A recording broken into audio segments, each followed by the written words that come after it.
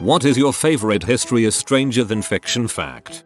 The entire Taiping Rebellion, a war started by a Chinese peasant who dreamed and believed he was Jesus' younger brother. Although poor, the first thing he did was have a giant demon-slaying sword forged, took over a city, asked the British why they wouldn't pay him tribute as the new head of their faith, engaged in total war with the Qing, applied pseudo-communist policies like abolishing private property, separated women and men from ever interacting, and sent the women to the front lines. Over 20 million people died, with some estimates as high as 40 million. I did a research paper on them. My professor thought I was making crap up.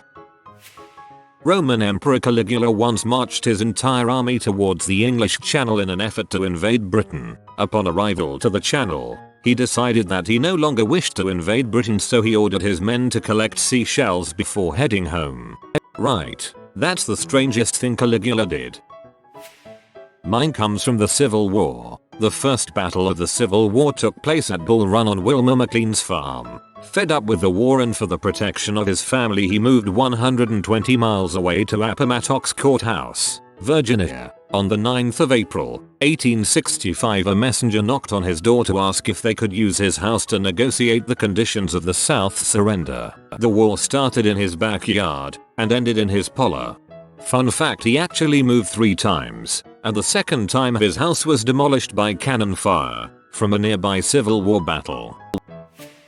Napoleon faced his greatest defeat not at the hands of the Duke of Wellington's army at Waterloo, but at the hands of bunny rabbits. It was a fine summer in 1807. Napoleon was in high spirits, having signed the Peace of Tilsit, and to celebrate, Napoleon suggested that the imperial court should enjoy a lavish rabbit hunt, organized by his trusted chief of staff, Alexandre Berthier. Berthier was so keen to impress that he had bought hundreds of rabbits to ensure that the imperial court had plenty to shoot at. Satisfied that nothing could possibly go wrong, Berthier waited calmly for the guests to take their position. The shoot commenced, and the rabbits were released by the gamekeepers. But disaster struck. Instead of scattering in all directions, the horde of rabbits suddenly turned and charged on Napoleon. Confronted by this flood of rabbits, the emperor's escort formed a skirmish line to protect him. But, in the words of historian David Chandler, with a finer understanding of Napoleonic strategy than most of his generals,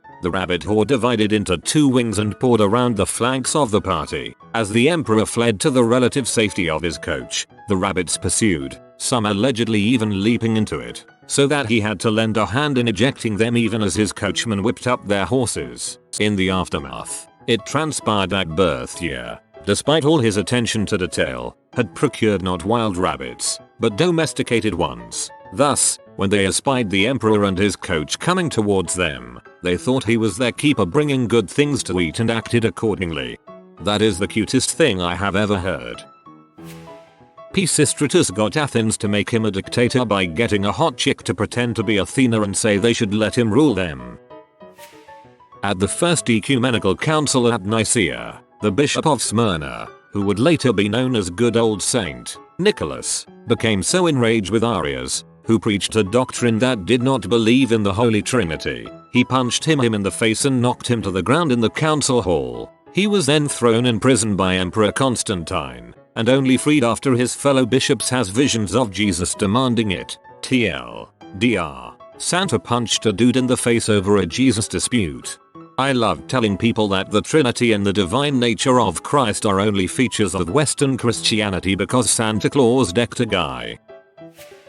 Ernest Hemingway was once in a plane crash in Africa. The entire crew and passengers were considered dead and newspapers the world over printed obituaries for him. A day later, he and a few of the other survivors walked out of the jungle and were put on a plane to be flown out for medical attention. That plane crashed shortly after takeoff and caught fire, at which point Papa broke out the windows in the cabin with his head and everyone on board escaped. He also won 2 military medals in his life, one from Italy and one from the US, and he never once picked up a gun in battle.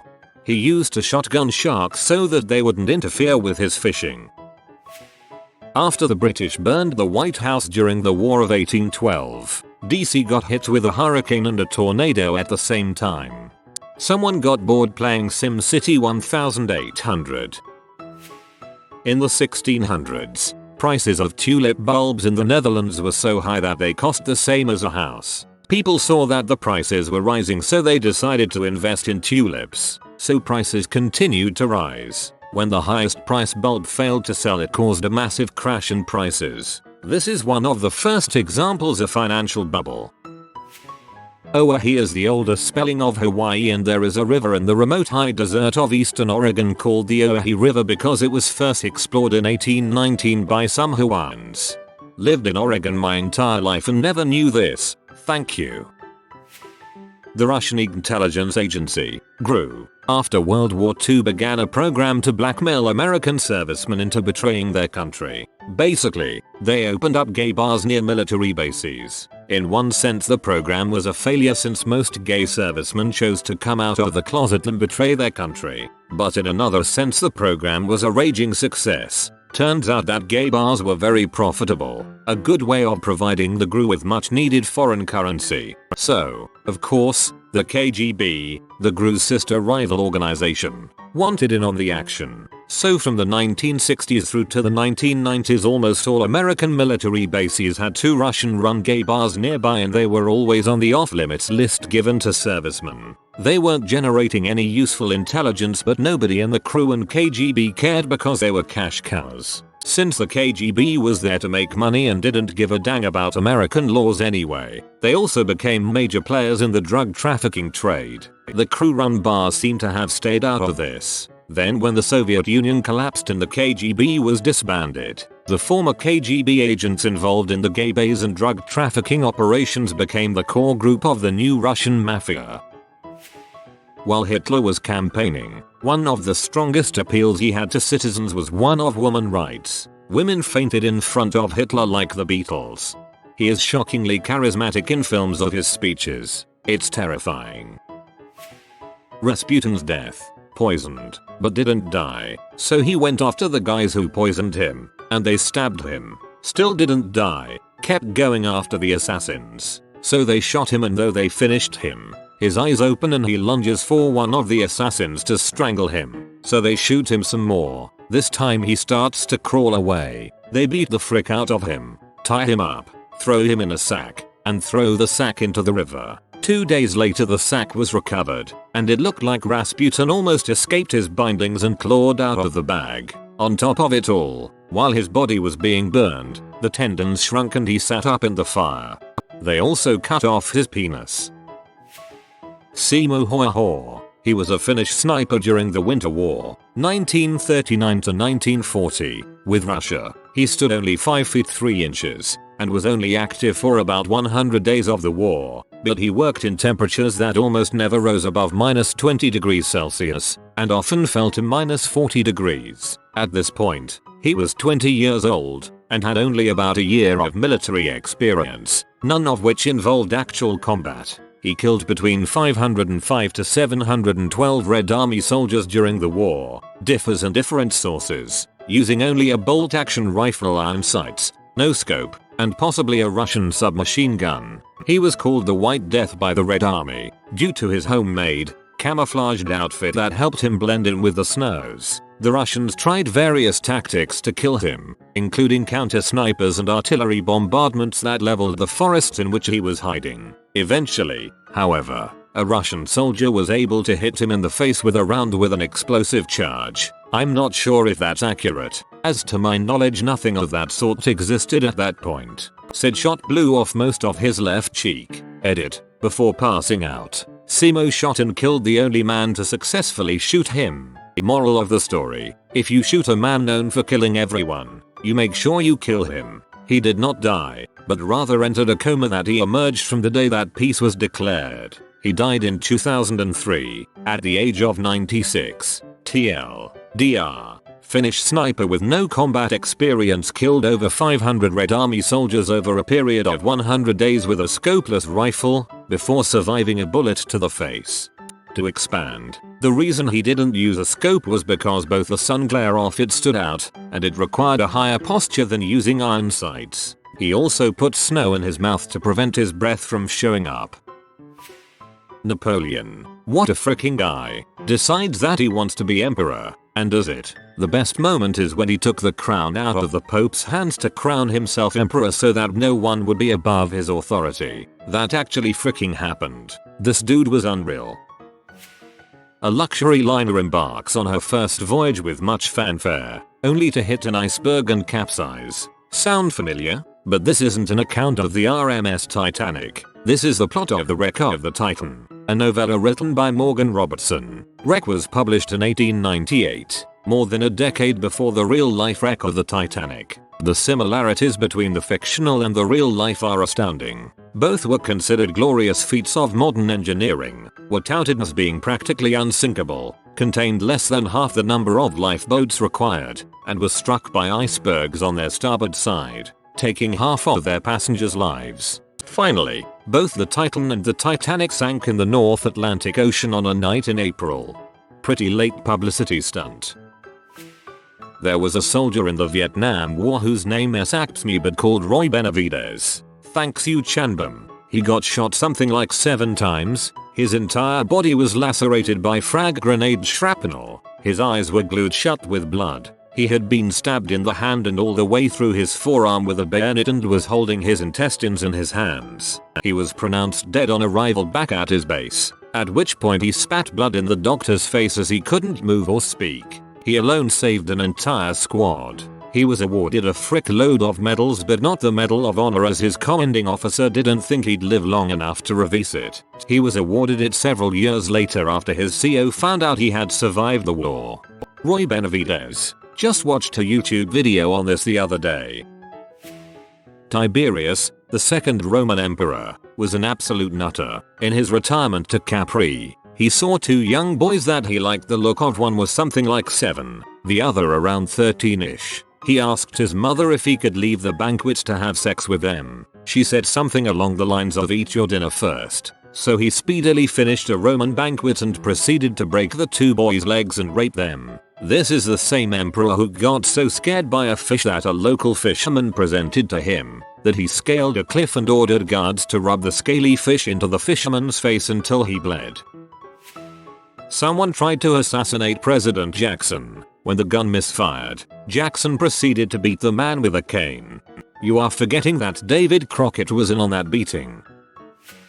Read anything about George Washington in the Revolutionary War. Either he is the luckiest man to walk this earth, or he was a demigod sent to create America. He was also amazingly militarily inept in his first campaign, back during the French and Indian War. He set up a fort outside modern Pittsburgh, at the bottom of a valley, as he believed it was the most defendable position. A good portion of his troops drowned in a rainstorm that flooded the fort. Vlad the Impaler would impale his enemies on lances and leave them alive dying all around his castle grounds as a statement to his people and would-be enemies. A lot more about Vlad Tep 3, very interesting read. I think the Ottoman Empire's army turned around when they saw that Vlad had impaled a bunch of his own people. I am too lazy to find the source right now. During the shooting of the movie Another Time, Another Place, 1957, in England, Sean Connery was on the set with Lana Turner. Her abusive boyfriend, gangster Johnny Stompanato, was jealous and came onto the set, pointing a gun at Connery. Connery responded by grabbing the gun, twisting Stompanato's arm till he dropped it, and the guy ran off with Connery telling him he better leave Lana Turner alone. Sean Connery, badass in real life. It's not a particularly unknown fact, but just that tiny moment in the Valkyrie plot when the suitcase fell and was replaced by a helpful non-plot member on the other side of the table leg from where it had been leaning. That always blows my mind, that such a seemingly inconsequential thing could leave such ripples throughout history. In case anyone doesn't know, whilst there were other reasons why the Valkyrie plot failed, it's generally agreed upon that if the case had been in its original position, Hitler would probably have been killed by the blast. As it happened, the thick leg shielded him and he survived for another year. I realize the whole Nazi regime wouldn't have just collapsed without him whilst there were so many prominent Nazis still alive to take his place, but it indubitably meant that 1944 to 1945 year, and probably many subsequent ones if you factor in the lives of all the people that were killed or survived because of Hitler's orders in that year, was vastly different to what it could have been if the plot had succeeded. To sum up, yeah, I find it really bizarre how little things like that can reverberate through the world like that. I appreciate the actual occurrences weren't amazingly stranger than fiction, but I always feel that their effects were either that or that George Duke of Clarence, brother of Edward IV of England, requested drowning in a barrel of Malmsey wine as his execution method when he was charged with treason. It's so bizarre and characterful. He was mad as a hatter, and I get the impression, not the nicest fella in the world, but you can't deny he had flair.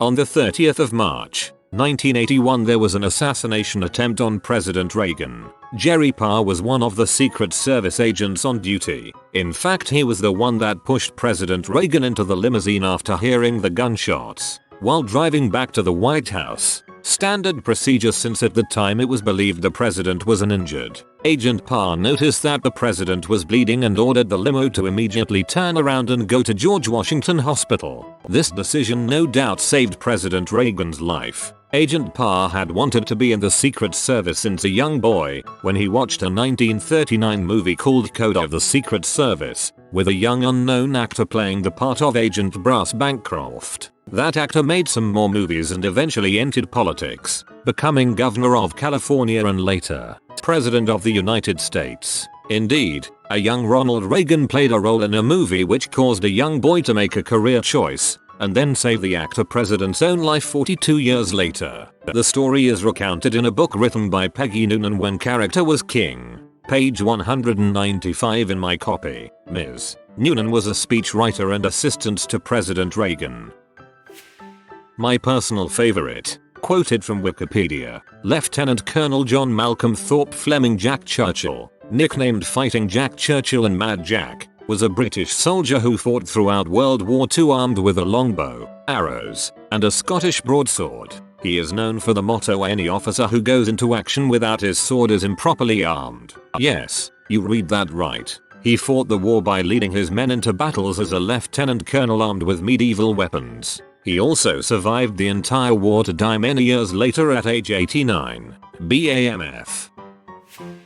Damn it. This is certain to be buried because I really love this one. Timur the Lame Tamerlane was one of the Mongol conquerors of Asia. He was buried in a tomb in Samarkand, with the inscription, "Whoever opens my tomb shall unleash an invader more terrible than I." It has been definitively opened only once, by Soviet archaeologists on the 20th of June, 1941. 2 days before Hitler invaded the USSR. He was reburied in November 1942, which nicely coincides with the beginning of the Battle of Stalingrad and the beginning of the end of Nazi Germany. This one is my favorite.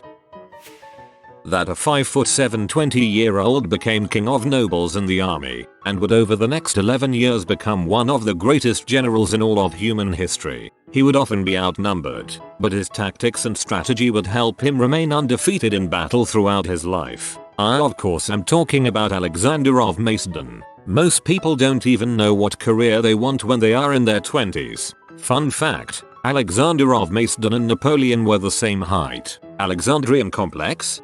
I'm guessing 5'7" would have been tall for antiquity. I live in a medieval town, and most of the doors of the remaining houses are too low for me, and I'm smaller than Napoleon. World War I was only started because the assassin of Archduke Franz Ferdinand decided to stop for a sandwich after a hard day of failing to assassinate Archduke Franz Ferdinand. This one is definitely my favorite. Clearly a case of failing upwards. During World War II on the Pacific Front, 9 airmen escaped from their planes after being shot down during bombing raids on Shishijima, a tiny island 700 miles south of Tokyo, in September 1944. One escaped. The horrific fate of the other 8 flyboys was established in subsequent war crimes trials on the island of Guam, but details were sealed in top secret files in Washington to spare their families distress. It has established that they were tortured, beaten and then executed, either by beheading with swords or by multiple stab wounds from bayonets and sharpened bamboo stakes. 4 were then butchered by the island garrison surgeons and their livers and meat from their thighs eaten by senior Japanese officers. The other airman escaped a similar fate because he ditched his plane further from the island than the other crews, and managed to scramble onto a life raft. American planes launched a hail of fire at Japanese boats which set out to capture him, driving them back, and he was eventually rescued by a US submarine. He later became the 41st President of the United States. Up until World War I, there were millions of native-born Americans, mainly concentrated in the Midwest, whose native language was German, not English, and mostly spoke German in everyday speech. There were thousands of German-language newspapers and magazines. Then anti-German sentiment caused by World War I caused the end of all that. A Japanese soldier continued fighting in a remote Philippine forest until the 70s. The guy was alone for nearly 30 years and refused to put down his weapon until his CO came and said the war was over, despite several letters airdropped to him saying the war had ended. Just prior to the completion of the atomic bomb, America was developing a lot of weapons and plans, many of which never saw the battlefield. The one invention and plan that came closest to being put into effect was bats with tiny napalm bombs surgically attached. They would be anesthetized and placed in a bomb made of different layers that would open a parachute and separate and free the bats. They would then fly into the eaves of the very wood-heavy architecture of Japan. They made it. It worked on all the mock Japanese buildings and testing, and predicted more damage and casualties than the firebombing of Dresden. This plan had the go-ahead, until we decided to use the nuke. Instead, TLDR, napalm bats in World War II. Prior to the sacking of Constantinople, the Ottoman Empire's naval fleet was kept out of the bay by an enormous chain set in place by the Byzantines. Yes, like a clash of kings. To circumvent this, the Ottomans purportedly pulled their ships onto log beds, rolled them across land and launched them back into the water on the other side of the chain. Not really a history is stranger than fiction fact, and more of a wow that's such a random connection fact, but one of my favorite historical tidbits is about the invention of the CT scanner. Godfrey Hounsfield, the man who invented the machine, did all the work while being in R&D at EMI, a British music company which had nothing to do with medical equipment in the slightest until the CT scanner. They had enough money to support Hounsfield's research because of the success of a number of bands they signed, including the Beatles. So if you're ever wondering who was truly behind the CT scanner, well, you could say it was the Beatles. Source: Naked to the Bone by Betty Ann Kevills, as well as a class on medical imaging.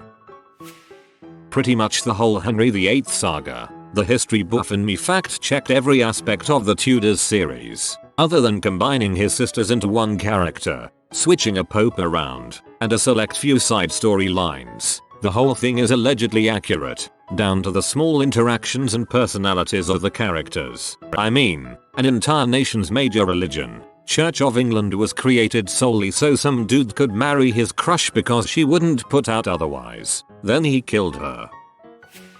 That by 1815, the United States had already waged 2 wars against Algeria. I'm a PhD in American history and this still baffles me.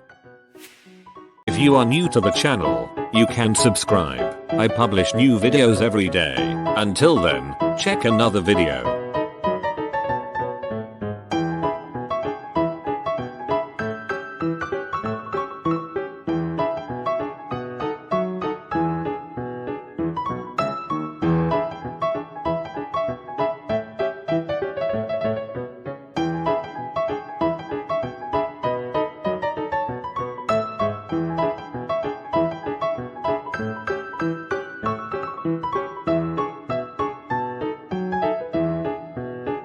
Bye for now.